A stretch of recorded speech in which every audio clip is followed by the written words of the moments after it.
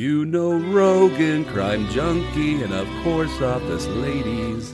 Messing with Mormons, cold and Utah famous. But do you recall the greatest podcast of all? This is a place podcast made in this great state of Utah. And if you've ever listened, you would know it's hosted by Nate and Brandon. They talk about all places and what makes Utah great, like fry sauce, places like Raging Waters, Lagoon, or even Secret Lake. Shh. If you're bored this Christmas Eve, we got one thing to say. Just one thing. Listen to this episode, and all your boredom goes away. It's gone! And to our fans who listen, all 10 of them, go ahead and shout with me. Yippee! This is a Place podcast. We'll go down in history like Rudolph.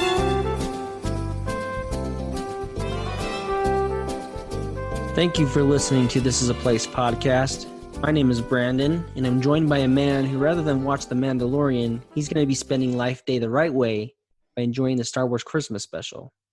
Nate. Oh, absolutely. Don't need to see The Mandalorian when you've got the Star Wars Christmas special. Am I right? I've heard about the Star Wars Christmas special many times, but just pulling it up on YouTube, which you can find a great quality version of it, it is something else. There's music, there's Wookiees.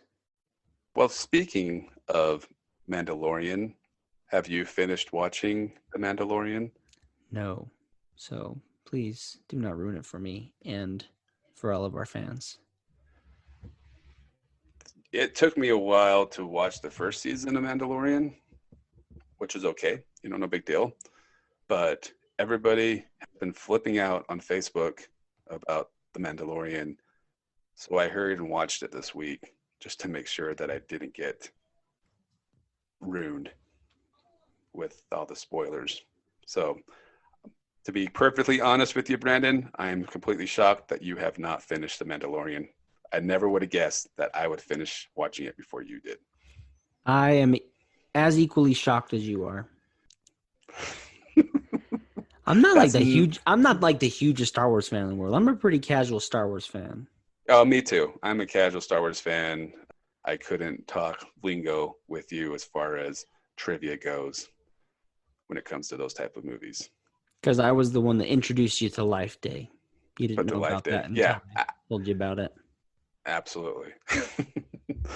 But now you're all in. Now I'm all in, and now I'm like mad that I finished The Mandalorian before finishing watching the holiday special of Star Wars. I approve. Well, speaking of the holidays, Christmas is coming up this week, is a rumor, and I heard a rumor that you got a visit from Santa Claus tonight. Is that true? You know what? I did get a visit from Santa Claus. I got home from work, and I pulled up, and there he was in his pickup truck.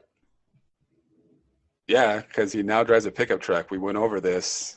So yeah, and he drove a regular black truck to my house. This was the second time my daughter saw Santa this holiday season. And the second time, I thought she's going to be more scared by the Santa because he's pretty scary. But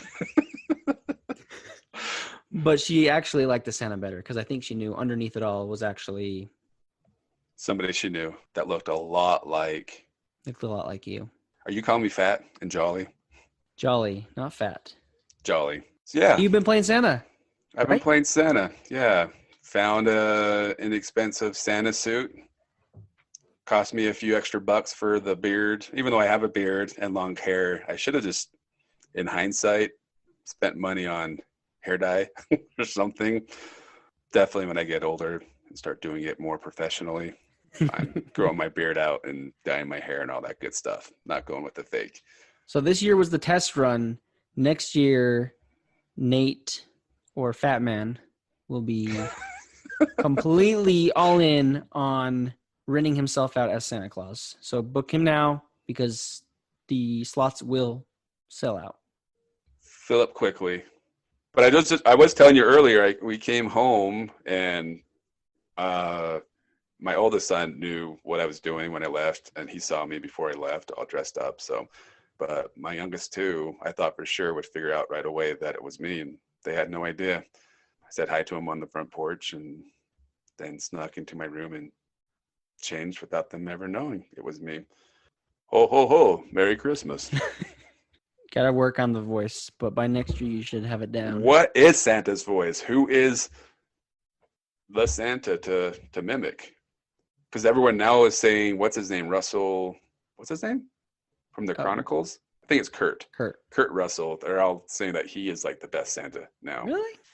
I'm going to be a little bit vulnerable for a minute here and share my Santa Claus story. I was in the 8th grade, okay? When I finally realized Santa was not real. Oh, really? I was pretty old. I romanticized things a little bit. So I held on to that magic of Christmas for many, many years, up until I was in stinking junior high. So much so, and my brother, who's 5 years my, younger brother, he was starting to doubt Santa. So what did my parents do but ask one of the neighbors to be Santa and come into her house on Christmas Eve? Okay. So that's actually, funnily enough, what sold it for me, that Santa wasn't real. Actually seeing somebody in my house and realizing, all right, there's no Santa. But we peeked out. I heard like the jingle bells, and my brother and I looked out, and then there was my scout leader. So you were 13-ish? Yep, I was 13. At what age should you inform your kids, or do you let them figure it out? Yeah, chime in. Let us know what you think. What's the appropriate age or time to tell your kids the truth? And about who does the Santa? best Santa voice? And what is Santa's voice supposed to be? Does he do a deeper voice? I don't know. What should I be doing when I take this on as my professional career outside of being a Neil Diamond impersonator? Please let Nate know. Thought it would be fitting to do another Christmassy episode, since this will be coming out the day before Christmas Eve. So Christmas Eve. Christmas Eve. Actually on Festivus, right? Well, I've had the privilege of 2 times attending a Christmas Eve, Christmas morning midnight mass at our place we're talking about today, which is the Cathedral of the Madeleine in Salt Lake City. But it seems like every Christmas Eve, I'm not sure what channel it is, but they have it televised. So that's probably about the closest I've been to a Christmas mass. It's just watching one on TV. But I've never watched it. No? Actually. Yeah, I'm pretty sure Christmas Eve they have one of the channels. And it's fun. I think to me it's almost part of like the Christmas tradition to have that playing in the background while you're getting things prepared for Christmas morning, because your kids are usually asleep, right? And you're waiting for Santa Claus. The only night you can get him go to sleep early, and then you have to stay up late. Mm-hmm. And then you sit there and wait for your Boy Scout leader to come over to give you the presents. But yeah, so I see it on TV. But as far as like cathedrals go, I absolutely love cathedrals. Oh, me too. And any chance I have to go inside of one, I obviously take that opportunity because they're just super cool. And the last one I've been in, though it's been a few years, was down in Puerto Vallarta. Walking around, we went into one there. This one's cool. The cathedral is really cool. I think it gets overlooked. So it's been there since 1909 and is the only one in the U.S. that is under the patronage of Saint Mary Magdalene. It had a couple architects work on it. The original one that did the work didn't actually see it go to fruition because he passed away before. So Carl M. Niehausen was the architect, but he passed away in 1907 and never was able to see it, but architect Bernard Macklenburg was the one who was able to finish it. Is it Mecklenburg or Mecklenburg? Mecklenburg. Well, one thing I'm looking at right here, which is super interesting to me, is that they purchased the land for it in 1890 for $35,000, which I'm sure was a chunk of change back then. But could you imagine buying a piece of property basically downtown for 35 grand today? I don't think so. You never pay anything. And it cost them $344,000 to build. There's no way that you could build that today for that price. And another cool fact is that the interior of the cathedral really hasn't changed since the beginning. Well, it was originally white and green. So it did change a little bit. The interior? Mm-hmm. Okay. Yep. Originally, when it opened, the interior walls were green and the pillars were white, just like the old St. Mary Magdalene Church where they used to congregate before the cathedral was finished. But then they did a lot of refurbishments, renovations over the years. And now we have what it looks like now, and it's quite pretty. Got the nice vaulted ceilings, really cool murals. My favorite part about these cathedrals and these big Gothic themed buildings is the acoustics in them are so cool. It sounds so good. So like they do children's choir here. Mm-hmm. They have a pretty extensive program from like preschool through 8th grade that these children can participate in. And usually around Christmas time, they do a lot of concerts, and you can go in and see them. And they just got some good music in there. They don't need to do anything extra. Well, we talked last week that in our Forgotten Carols episode that both our wives participated in Forgotten Carols choir. But my wife was telling me that she actually sang here as well. So the name was originally the Cathedral of St. Mary Magdalene, but then they changed it because they wanted it to have that French flair, because the bishop back in 1899, he studied in Europe and wanted it to be like a more European name. So then they changed it to Madeleine, and there we have it. So my wife, named Madeleine, it's always been her cathedral. It's hers. So I did drag her there for that one Christmas Eve, and she was not too thrilled to be out that late. And actually, this was back in, would have been 2016, I think. And if you recall, our Christmas Eve back then, there was a huge snowstorm. Yeah, and it snowed like all Christmas Eve, right? Into the morning.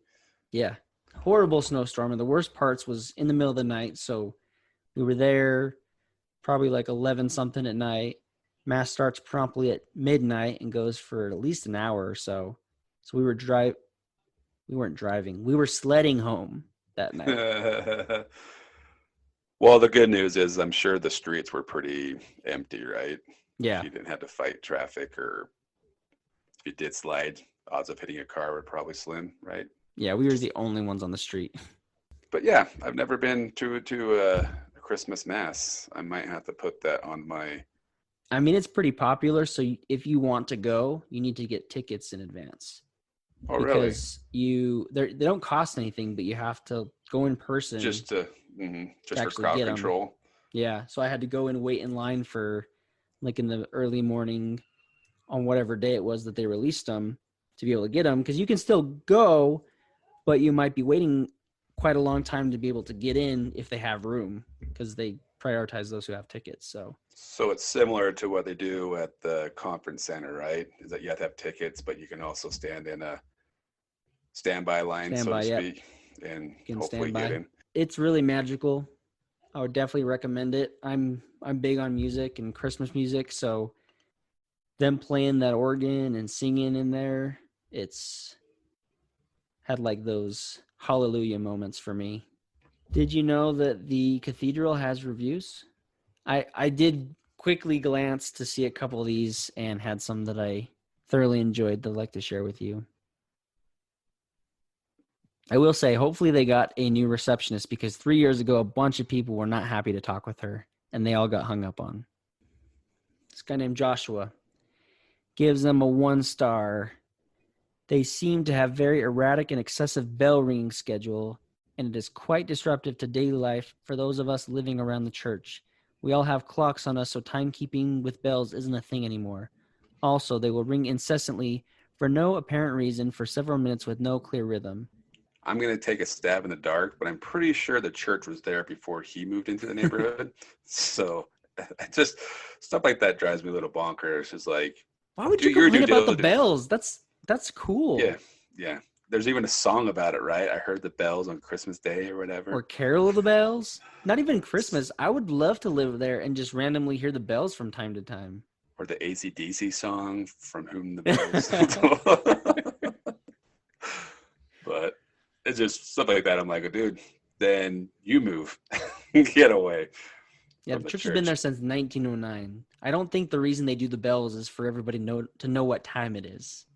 I think they do it because they have the stinking bells and they can just ring them. So why not? Another quality review is from Ricardo, who says, "The old man above killed my turtle Lopez. Pity service I do not recommend, since it's connected with God and God killed his turtle." He's giving him a 1 star review. Do you see Edgar's review? No. The church is trash. Take your money elsewhere and avoid quotations customer service. Negative church workers and bad people who break the law. What kind of customer service are we looking for here? Nothing I hate more than a church with poor customer service. Take your money elsewhere? Like what? I don't know. What are you paying for at a church outside of, I guess, tithing? People love the Cathedral of Madeleine, and I am along with them. But you know who they need to, what's the word, manage their reviews? The guy from Scone Cutter. Everybody needs the guy from Scone Cutter to manage their reviews. Which I have a feeling I saw him on this weekend. My wife and I were going through our entertainment book. And the other day we went to the Philadelphian, which we need to review eventually, the Philadelphian. And it was right next to a Scone Cutter coupon. And I'm like, we should go to Scone Cutter tomorrow. So we went to Scone Cutter, and I'm pretty sure the owner guy who does the reviews was there. Pretty sure it was him. But the reason I bring this all up is, guess what I got at Scone Cutter? I got a shake. Was it an eggnog shake? Eggnog shake. They have eggnog yes. shakes. So it's funny, we're in line to get our food, and we're looking at the menu for the shake flavors. And I'm like, oh, these all look good. And so I finally decide which one I want. I'm not going up to order. It's on the counter. It says eggnog shakes. Just one more thought, maybe 2 more thoughts. Number 1, why was the shovel a great invention? Why? Because it was a groundbreaking invention. Yeah. Oh, come on, Brandon. Outside of watching The Mandalorian, I did watch a great documentary on beavers last night. It was the best damn show I've ever seen. With that, folks, we wish you a Merry Christmas. Hopefully all your wildest dreams come true. And that Santa Claus comes to your house and it's not your old Boy Scout leader. Or Nate. Or Nate. Or me. If you guys could, give us a Christmas present and tell a friend about our podcast. We would love to have more people listen to it. And if you use Apple Podcasts, go in and give us a 5-star rating and let us know what you think of the podcast as well. So, Feliz Navidad to everybody out there. Thanks for listening to This Is a Place podcast. And we'll see you all next week.